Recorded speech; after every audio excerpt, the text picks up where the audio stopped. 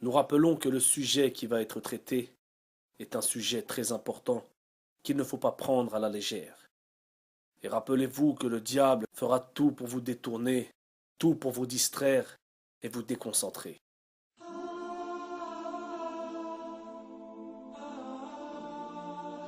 One unique God for all humanity, for all humanity.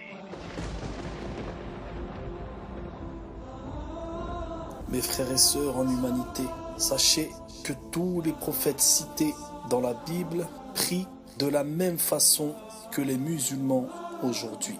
Sachez que l'islam n'est pas une nouvelle religion et que le mot islam traduit veut dire soumission, se soumettre à la volonté de Dieu.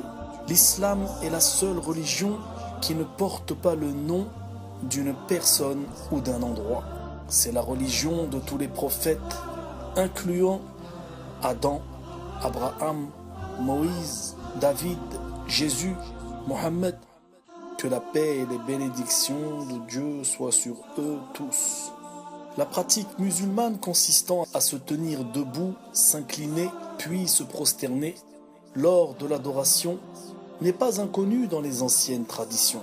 Certains juifs et chrétiens peuvent trouver que ces images de musulmans en prière, pacifiques ou même inspirantes, tandis que d'autres trouveront cette pratique étrange. J'aimerais rappeler à tout le monde une nouvelle fois qu'être musulman signifie simplement se soumettre à la volonté de Dieu. C'est en partie à partir des hadiths que les musulmans définissent leur mode de vie. Un hadith, ou au pluriel hadith, est une communication orale du prophète de l'islam Mohammed, que la paix et la bénédiction de Dieu soient sur lui, et par extension un recueil qui comprend l'ensemble des traditions relatives aux actes et aux paroles de Mohammed et de ses compagnons. Donc c'est à partir de ces hadiths que les musulmans définissent leur mode de vie, d'amour, de travail, l'éducation des enfants, la façon de manger, de faire des dons, la prière, etc. Après avoir reçu de Dieu l'ordre de prier, les musulmans se sont tournés vers l'exemple qu'est le prophète Mohammed, paix et bénédiction d'Allah sur lui, afin d'apprendre comment prier. Si les chrétiens faisaient de même et regardaient les exemples donnés par les prophètes dans la Torah et l'Évangile, ils se retrouveront à prier comme les musulmans. Les versets suivants tirés de la Bible approuvent ce fait. Étonnant, me direz-vous.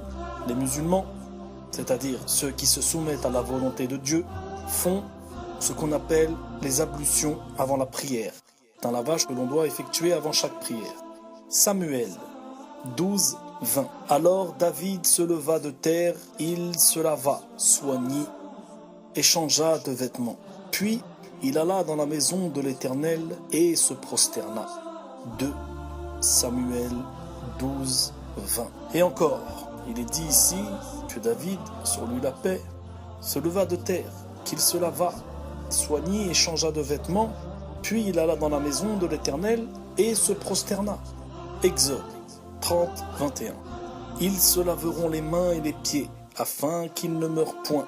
Ce sera une loi perpétuelle pour Aaron, pour ses fils et pour leurs descendants. Il est dit ici dans l'Exode 30, 21, ils se laveront les mains et les pieds. Et nous savons que les musulmans, avant chaque prière, se lavent les mains et les pieds, eux aussi. Et encore, Exode 40, 31, 32. Moïse, Aaron et ses fils s'y lavèrent les mains et les pieds lorsqu'ils entrèrent dans la tente d'assignation et qu'ils s'approchèrent de l'autel, ils se lavèrent, comme l'Éternel l'avait ordonné à Moïse. Sachez, mes frères, en humanité, que dans la première position de la prière, les musulmans lèvent leurs paumes de main à côté de leur tête. Psaume 63, 4. Je te bénirai donc toute ma vie, j'élèverai mes mains et ton nom. Je te bénirai donc toute ma vie, j'élèverai mes mains en ton nom. Sachez, mes frères, en humanité, que les musulmans, tout en levant les mains, proclament Allahu Akbar, c'est-à-dire Dieu est grand. Dieu est plus grand. Allah est plus grand. Allah est le nom propre de Dieu. Ils lèvent les mains et ils disent Dieu est plus grand.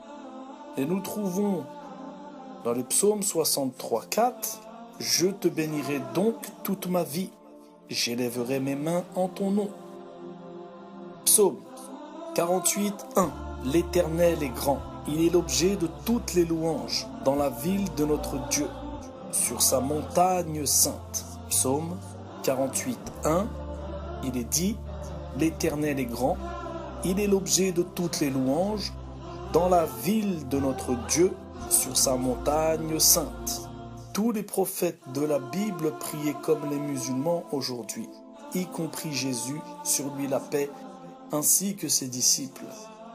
Nous trouvons aussi dans le livre de la Genèse 17:3, « Abraham tomba sur sa face, et Dieu lui parla. » Numéro 26, « Ils tombèrent sur leur visage, et la gloire de l'Éternel leur apparut. » Nous trouvons aussi dans Josué 7:6, « Se prosterna jusqu'au soir le visage contre terre devant l'arche de l'Éternel. » Nous trouvons aussi dans le livre des Chroniques 7:3, « Ils s'inclinèrent le visage contre terre sur le pavé, se prosternèrent et louèrent l'Éternel. » Pendant le temps de Néhémie, les formes de culte ont été clairement décrites.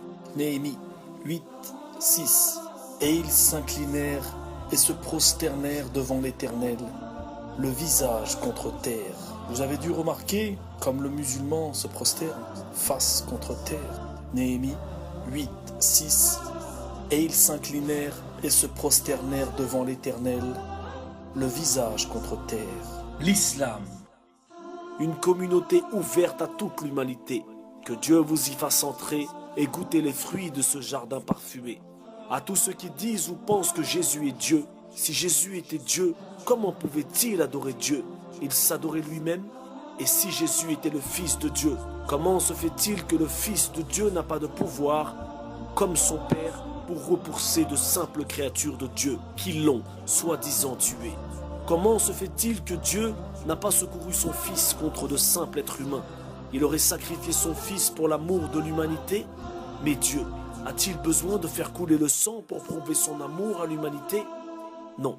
Je vous invite à apprendre et à comprendre l'islam avant que la mort ne vous vienne. Islam ne veut pas dire arabe, mais plutôt soumission. La soumission au souverain des hommes. Islam veut dire soumission, et ceci est le droit de celui qui nous a créés. Sachez que Mariam, Marie, la mère de Jésus, sur lui la paix, était soumise à Dieu, donc musulmane. Jésus, sur lui la paix, était soumis à Dieu, donc musulman, tout comme l'était Ibrahim, Abraham, Moïse, ainsi que tous les autres envoyés de Dieu sur la paix. L'islam est une religion de paix, d'amour et de fraternité. Liberté, égalité, fraternité. Liberté car en prononçant, en comprenant et en appliquant cette parole, je témoigne qu'il n'y a de Dieu que Dieu. Et je témoigne que Mohammed est le messager de Dieu. Elle nous libère des fausses croyances que le diable et les hommes forgent. L'islam est la vérité. Dieu, les anges et les croyants en témoignent. Libérez-vous de l'idolâtrie et de l'injustice. Ne bafouez pas le droit de Dieu en lui associant quoi que ce soit. Dis, il est Allah l'unique. Allah le seul à être imploré pour ce que nous désirons. Il n'a jamais engendré, n'a pas été engendré non plus. Et nul n'est égal à lui. Dis, il est Allah l'unique, Allah le seul à être imploré pour ce que nous désirons. Il n'a jamais engendré, n'a pas été engendré non plus, et nul n'est égal à lui. Je témoigne qu'il n'y a de Dieu que Dieu. Et je témoigne que Mohammed est le messager de Dieu. Quelle merveilleuse parole. Une parole qui donne un sens à notre existence. Si certains se donnaient la peine d'apprendre et de comprendre, d'appliquer cette parole, alors il y aurait très certainement beaucoup moins de crimes, moins de suicides, moins de souffrances sur cette terre. Malheureusement, la plupart des hommes n'ont pour objectif que de s'enrichir, et cela, quitte à voler, à tromper ou à tuer. Je témoigne qu'il n'y a de Dieu que Dieu, une parole, une lumière qui efface l'obscurité. Une lumière qui chasse les démons du passé, du présent et du futur. La réussite est dans la compréhension et dans l'application de cette parole. Un chemin qui mène vers Dieu et un apaisement pour le cœur dans ce bas monde. Une parole qui combat l'injustice, réconforte l'opprimé, assure le droit du pauvre et réunit les créatures dans la miséricorde du Créateur, du généreux, du tout affectueux. Une parole que les musulmans prononcent avec foi, se soumettant ainsi au commandement divin de leur Seigneur le Très-Haut. Une parole qui contient une clé, la clé du paradis, ainsi que la proximité de celui qui l'a créé. L'islam, c'est la soumission à Dieu. Islam ne veut pas dire arabe, mais plutôt soumission. La soumission au souverain des hommes. Et comment pourrait-il en être autrement? Oserais-je me rebeller? Moi, l'être humain faible qui a été créé de terre et d'argile, tiré d'une goutte de sperme, une eau vile et malodorante. Comment pourrais-je me rebeller? Moi, un être que l'on a créé, portant en lui urine et excréments. Si Dieu m'accepte comme serviteur, alors je serai le plus honoré des hommes. Je vous prends tous à témoin. Je témoigne qu'il n'y a de Dieu que Dieu et que Mohammed est son messager. La tyrannie domine ce monde justement parce que cette parole n'est pas respectée, troquée contre des plaisirs éphémères de courte durée. Que tous ceux qui écoutent ouvrent leur cœur à la vérité. Croyants, incroyants, nous serons tous au même rendez-vous le jour du jugement dernier.